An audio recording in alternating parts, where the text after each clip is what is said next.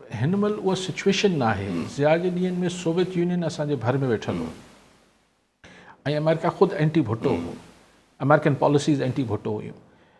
ऐं पोइ Soviet union अची वियो, पोइ त पाकिस्तान फ्रंट लाइन ते विड़ी रहियो, त ज़ाहिर उहो त ॿिन्ही खे वारो पियो खाए। मुशर्रफ साहब शुरू में त बिल क्लिंटन जॾहिं पाकिस्तान आयो त फ़ोटो बि न पियो कढाए जनरल मुशर्रफ साहब। पोइ जॾहिं 9/11 थी वियो त उहो डार्लिंग ऑफ वेस्ट थी वियो मुशर्रफ मरहूम। त उहो हींअर उहा सिचुएशन न आहे।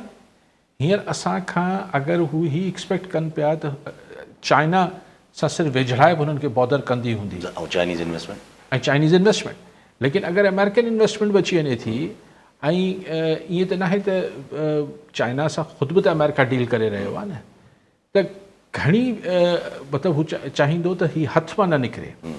ऐं अगरि इंडियंस रिएक्ट कनि था, जंहिंजो इम्कान घटि आहे त हू को अमेरिका खे अखियूं ॾेखारण जी कोशिशि कंदा, पर अगरि हू रिएक्ट कनि था ऐं ट्रेड डील नथी थिए त हुननि वटि पोइ, छाकाणि त ख़बरूं त इहा अचनि पियूं त इंडिया जेको आहे उहो रूस जो तेल ख़रीद करणु बंदि करे छॾियो आहे। हिकु ॿ रिपोर्ट्स इहे बि हलनि थियूं, ख़ुदा ख़बर।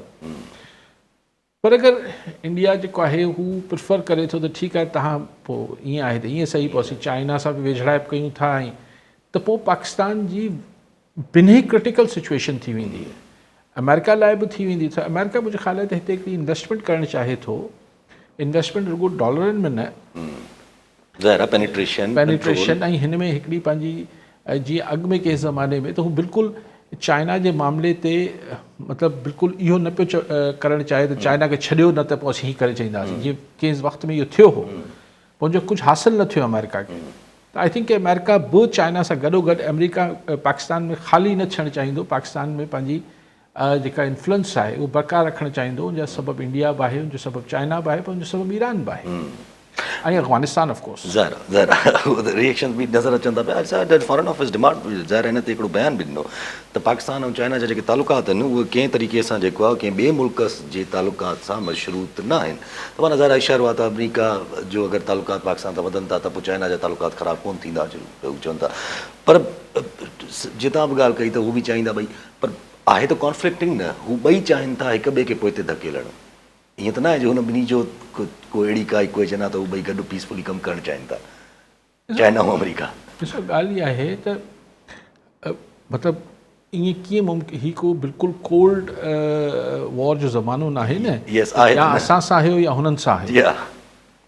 हींअर कॉमन ग्राउंड्स में शयूं थियनि थियूं ऐं इट विल ऑल डिपेंड कि पाकिस्तान जी डिप्लोमेसी कीअं वर्क करे थी, पाकिस्तान पंहिंजा इंट्रस्ट कीअं ॿिन्ही पासनि ते बैलेंस रखण जी कोशिशि करे थो। आहे ॾुखियो आहे, लेकिन बहरहाल कोशिशि त कनि पिया।